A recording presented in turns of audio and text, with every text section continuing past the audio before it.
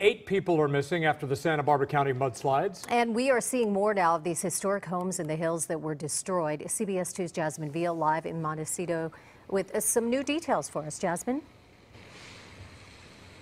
Yes, Sandy, first this. We are on East Valley Drive again right now, and search and rescue teams are back at it again today, finally getting to some of the homes they have not been able to have access to until today, like this one. Look, almost up to its roof in mud. I just saw some search and rescue teams from Fresno arrive as well, and as we swing it across the road, look at this on either side, just more of the damage and the destruction. This area is still very dangerous. We smell gas that's still leaking, power lines down, and of course houses that could collapse. And speaking of those historic homes, take a look at this unrecognizable one, 2-acre multi-million-dollar house there on Lilac Drive up in the hills. It belongs to Michael Armand Hammer, a well-known businessman and philanthropist who also owns a movie and production company in LA. He and his wife were not home at the time of the deadly slide. One of his expensive cars, like a Bentley, carried with that current right down the driveway. Half of that home destroyed by mud and boulders.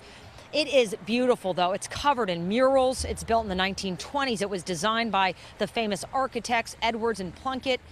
And not the first time even that this has happened to Armand Hammer. You know, he lost his famous landmark mansion dubbed the Batman House in Pasadena years ago in a fire. He sent some of his friends today to try to get some of his valuables out of it, as there's no telling just how bad things could still get.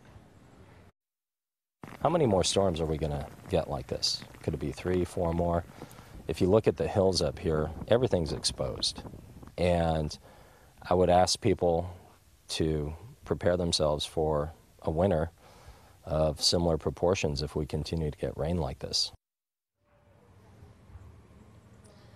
And just as we are hearing from survivors, more of the victims who lost their lives are being identified. One of the 17 people killed was a well-known luxury home realtor named Rebecca Riskin. Look at her photo here. She sold more than $2 billion in properties in Montecito. One of her real estate partners said they plan to continue her legacy. Heartbroken. A family friend even told me her husband saw her swept away by that mudslide while he was in another room. And more photos from inside and outside of her house here on Glen Oaks Drive. You have one photo that shows her sister Teresa standing in the home yesterday trying to gather up some personal belongings.